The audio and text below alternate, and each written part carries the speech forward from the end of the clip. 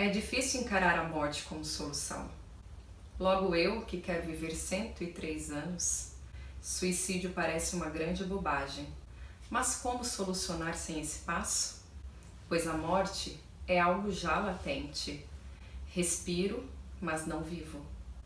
Confesso que me falta coragem para cessar o bater do meu coração, que para isso eu me mantenha covarde. Só que não vejo outra solução senão a de fechar meus olhos. Logo eu, que vi o viver com tantas belezas, mas hoje tudo fugiu de mim.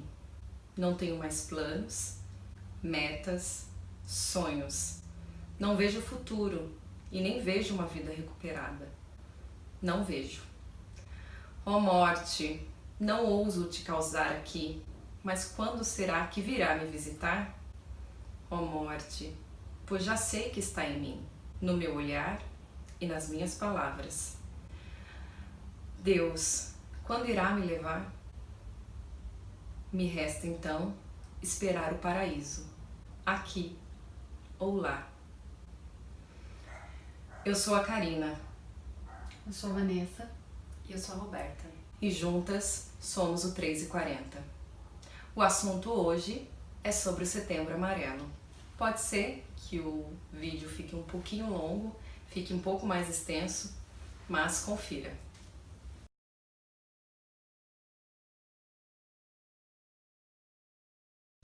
Esse assunto delicado, né, e sério, ele foi pensado por nós por conta de algumas vivências, né, que tivemos. Eu sou enfermeira e tive contato com pessoas que tentaram suicídio e que felizmente, né, no nosso ponto de vista, não conseguiram. E também de pessoas que vivenciaram, né, teve um amigo meu que perdeu o filho, teve um amigo que tentou suicídio. Eu tive contato na minha página, no Facebook, de pessoas procurando auxílio, procurando alguém para conversar, pensando em suicídio. A gente acaba vivenciando tudo isso, né? E às vezes a gente se sente impotente, né? O que a gente vai fazer para a pessoa? O que a gente pode fazer para melhorar?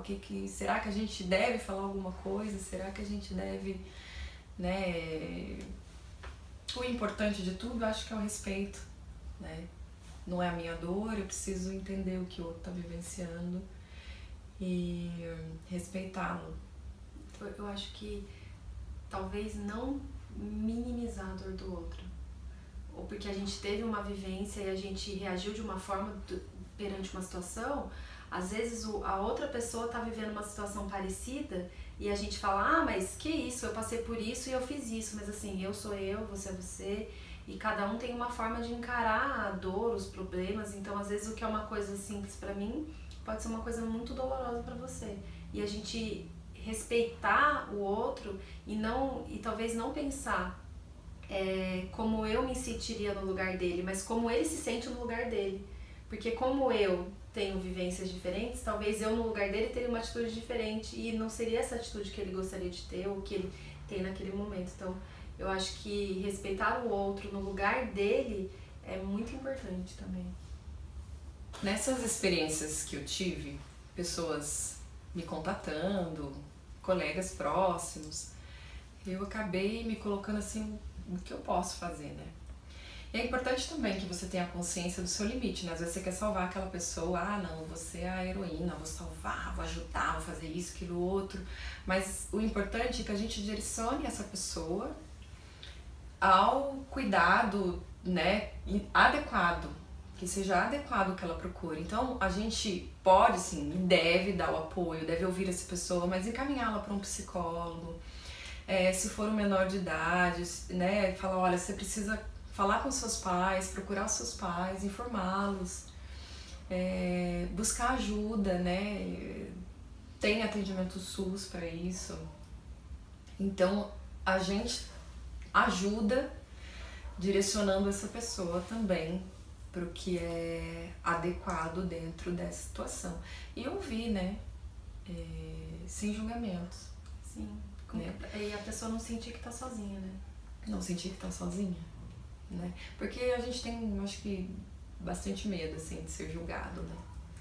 E a gente faz isso às vezes sem perceber, às vezes a gente julga sem perceber. Então é bom que a gente tenha esse cuidado de orientar e de oferecer ajuda sem julgamentos, né? Eu vi uma vez uma moça em crise, tremia muito, chorava muito, e ela não conseguia, a gente não conseguia nem aferir a pressão dela, de tanto que ela tremia, né? E a gente escutou o marido dela falando: para de bobagem, você tá com frescura, para de chorar, não é pra tanto, pra que isso? Isso é coisa da sua cabeça, tá ficando louca. Então não é uma abordagem, né, de auxílio. Então aí a gente, como agente da saúde, a gente também já retirou o marido dali, já foi dando um direcionamento, uma orientação para ele também, porque muitas vezes pode ser que a pessoa seja ruim ou que quer aproveitar da situação, mas às vezes não, às vezes a pessoa também não sabe como lidar com isso, como ajudar. Então essa é a dica nesse caso, você tem que levar para uma ajuda mesmo, buscar uma ajuda adequada, levar para o psicólogo. E hoje tem bastante grupos, né, de auxílio. E comunicar aos pais, alguém que confie, né? Às vezes a criança tem dificuldade de falar com os pais, o adolescente, porque às vezes o problema tá ali, né? Sim. Então procurar alguém que confie, que consiga dar o direcionamento.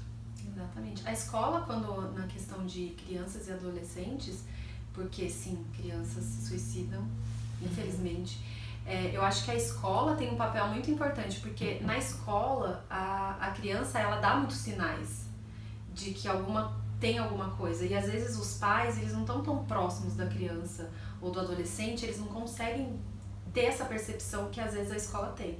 Não que seja responsabilidade da escola, porém a escola pode ajudar às vezes nessa investigação e perceber que tem alguma coisa, porque não é assim. A pessoa, quando ela tá com depressão, ela vem dando sinais e eles são perceptíveis. É só a gente ter um pouquinho mais de sensibilidade que a gente consegue ver que tem alguma coisa que não tá se encaixando, né? Que eu falo, gente. Eu acho que você pode falar que é uma coisa que mexe muito com você, e que você, infelizmente, viveu isso nessa...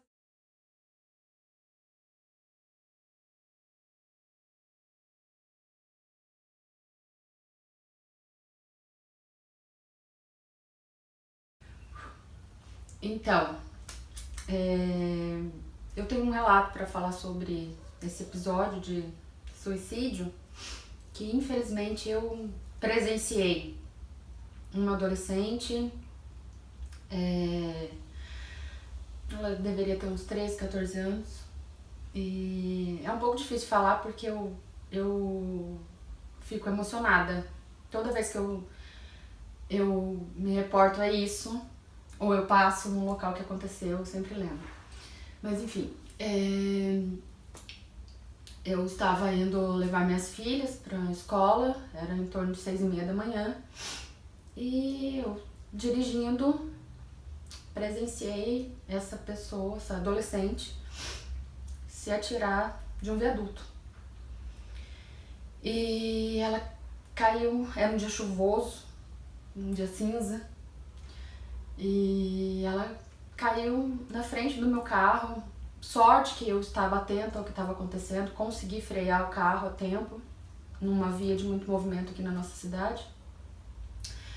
E eu freiei o carro, e na hora que eu freiei, já prontamente liguei o pisca, as pessoas foram parando atrás, e na sorte o carro de trás era um marronzinho, né, um guarda de trânsito. E eu lembro da cena dela virada, porque ela caiu de lado, as costas dela virada pro meu carro. Por alguns milésimos de segundo ela não teria caído no capô do meu carro, e eu nem estaria aqui talvez também para contar essa história, não sei. E eu me lembro da cena dela de costa pra mim ali, uma poça d'água, ainda não saía sangue, nada. Eu acho que ela ainda estava viva naquele momento. E em alguns segundos da minha vida eu pensei em tudo. E eu lembro que eu estava ouvindo uma música no caminho que me fez refletir muito sobre a minha vida. Eu tava ouvindo a música e pensando na vida e de repente aconteceu isso. No primeiro momento eu pensei, meu Deus, por que eu tive que presenciar isso? Né? Qual é o intuito de eu presenciar isso? Por que justo eu, que amo viver? E eu fiquei paralisada no momento e eu lembro que o guarda bateu na janela do meu carro e chovia e eu não conseguia fazer nada, eu não demorei alguns minutos para entender que era uma pessoa que tinha caído ali na frente e o trânsito e as pessoas buzinando e a chuva e aquela ebulição de sentimentos dentro de mim. Eu só pensava nas minhas filhas porque eu via adolescente ali. Então assim, ele foi conduzindo a gente a tirar os carros, as outras pessoas saíram de dentro do carro.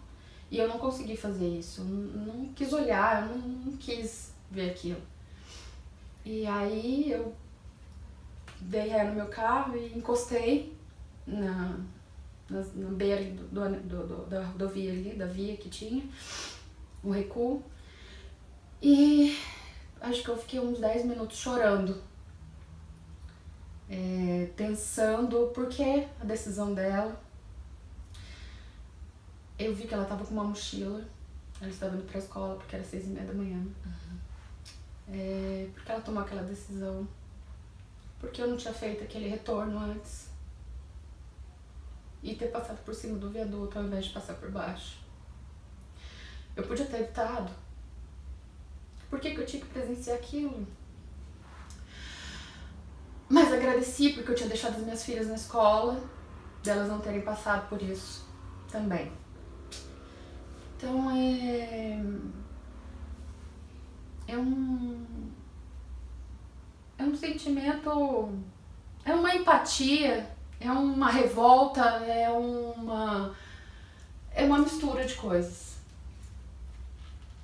E eu nunca consegui falar tão abertamente assim. Eu lembro que eu escrevi sobre isso, porque era a forma que eu conseguia colocar meu sentimento pra fora. Mas falar desse assunto era muito difícil e as pessoas sabem que isso não é noticiado, enfim.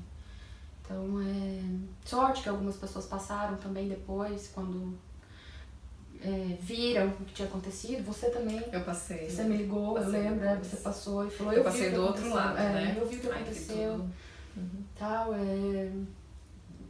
pô, tô aqui, você precisa de alguma coisa. Um monte de amigos também mandaram mensagens e tal. É porque quando isso acontece, não é só a pessoa que vai embora, né? Porque quando ela comete isso, que a gente estava falando, ela toma essa ação, ela quer acabar com aquela dor com que ela sente, né? E não com a vida. Mas enfim, morre também uma mãe, um irmão, né? Amigos, às vezes pessoas que nem a conheciam. Porque, né? Eu lembro que quando você contou pra gente, não sei se você lembra, você falou assim, eu queria pegar ela e abraçá-la e dizer assim, eu tenho amor pra dar pra você, eu tenho amor pra te oferecer. Eu lembro. Era essa sensação que eu sentia quando eu a via de costa, naquela poça de água, e eu pensei, meu Deus, eu podia dar amor pra ela, eu podia ter feito alguma coisa. Você sabe que mais me marcou nessa situação foi você ter dito isso. Que você queria pegar no colo, sabe? Não, gente, falar disso é difícil demais. As pessoas acham que não, que é um assunto de moda, né? Que é uma coisinha de moda, que tá todo mundo falando sobre isso, mas é muito difícil. Eu não quero que nunca ninguém passe por uma sensação de perder alguém da família, ou amigos, ou alguém próximo, ou que passe pela mesma coisa de presenciar alguém fazendo isso. É muito difícil, você se sente impotente, você se sente, sabe, num nada. A sua vida passa pela tua cabeça em segundos, você se pergunta por muitas coisas.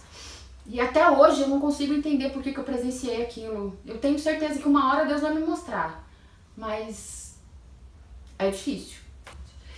Eu fico pensando o que passa na cabeça das pessoas, não o que passa, tipo, nossa, que louco, o que passa na cabeça dele, mas eu penso assim, tudo que deve passar, assim, porque ela sabe que ela tá tomando uma decisão que não tem volta.